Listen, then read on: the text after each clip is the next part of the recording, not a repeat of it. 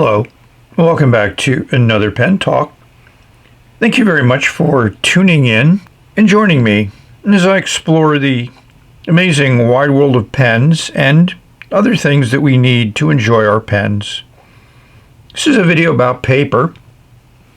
You see in front of you two labels with some Japanese characters on it. Here's the translation of that label. And yes, I got Tomoe River paper in 68 grams and Cosmo Air in 75 grams. We're going to explore these papers, take a look at them, and we'll see which one I enjoy the more. So here are the two papers overlaid. And as we scroll to the left, we'll see that I've identified them. I wondered if you agree with that when you saw the papers without any markings on them. To me, the Cosmo Air looks a little whiter, and I think that might be because it's slightly thicker, and you can feel the difference between 68 GSM and 75 GSM. Most Tomoe River is 52, but I like it just slightly thicker. That's just me, but I like it that way. And you do pay more for the 68 versus the 52. You are paying for that extra material that is in the paper. So this is how I do most of my writing, especially for letters, where I have a blank sheet of paper, loose paper. Behind it I have a sheet with lines on it, just so I can keep my lines relatively straight. Not necessarily stay within the lines, but it gives me that ability of having the letter look a little bit nicer. And I also have this clear plastic sheet to keep my hand off of the paper, because if you get any type of oils or stuff from your hand onto this paper, ink may not write properly. So let's take a look at writing on the Tomoe River paper.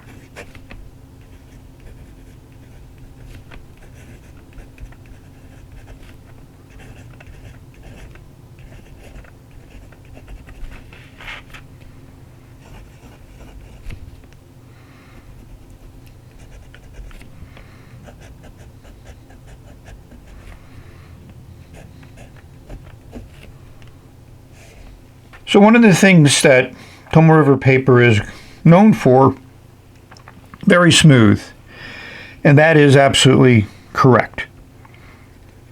Very, very smooth, and it does bring out shading and shimmer and all of those interesting qualities, sheening also, that an ink might have.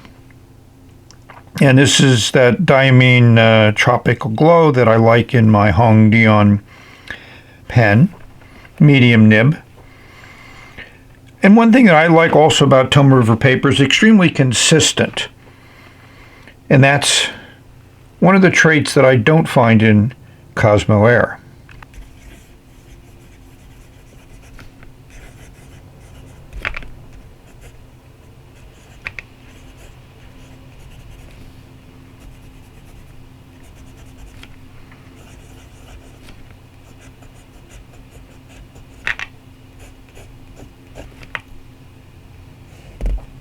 So one of the things that is obvious from the minute the nib touches the paper is you get more drag on Cosmo Air.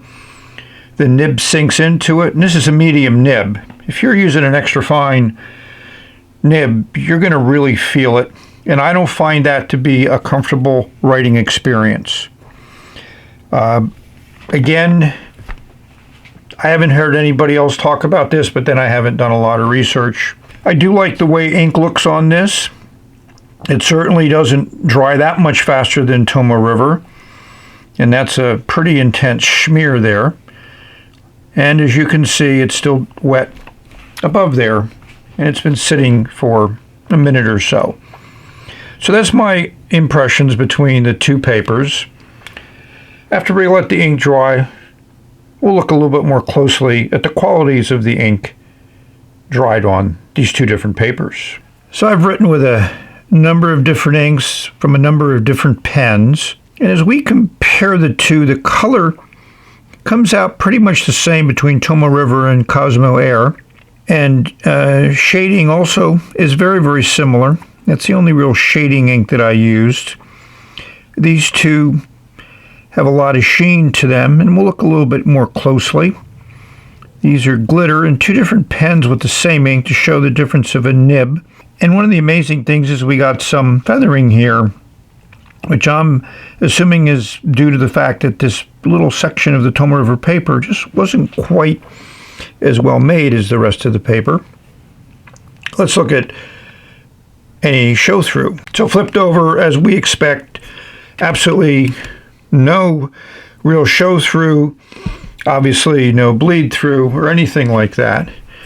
If you lift up the paper, you can just barely see that there is ink on the other side. So certainly this is paper that you could write on both sides very comfortably. Flip them over. We'll see Cosmo Air is now on the left, Tomoe River on the right. Let's look a little bit more closely at the writing here. Hopefully you can see the sheen on the Birmingham Tesla coil and the Volga River. What I find amazing, which I had no expectations about, is there seems to be a sheen outline on writer's blood on Cosmo Air. Does not show up the same on Tomoe River. You got to really look more closely for it. I don't know whether the camera will pick it up. You know, that purple also comes out well. The wetter pen had a little bit more glitter. And of course, number 10 always comes out nice. Go to Tomoe River, and we'll see again the color is similar, the sheen is similar, but the writer's blood, again, there's a very, very vague, thin kind of sheen outline, but it's much more visible in Cosmo Air. We got the same type of shading, and we got the glitter, and we got that strange feathering. And of course, number 10, which also has a little feathering on the L. So that's these two papers. I'm glad to experiment with them. I have no desire to buy any more Cosmo Air. And Tomoe River still seems to be relatively available. There are some fears and consternations that, you know, because of changes in manufacturing and machinery and everything else, that Tomoe River paper may eventually disappear. Who knows? We'll see. I'm certain there's always going to be great paper for us to write on. May not be the same as what we want or are used to, but we'll still enjoy it. So thank you very much for watching. Hopefully you found this interesting. And I've had these papers for a while now. I've written a bunch of letters with them. And at the end of the day, I will always reach for Tomoe River before I reach for Cosmo Air, because I just like the way the nib feels on it better than I do with the nib on Cosmo Air. But Cosmo Air does make the ink look good.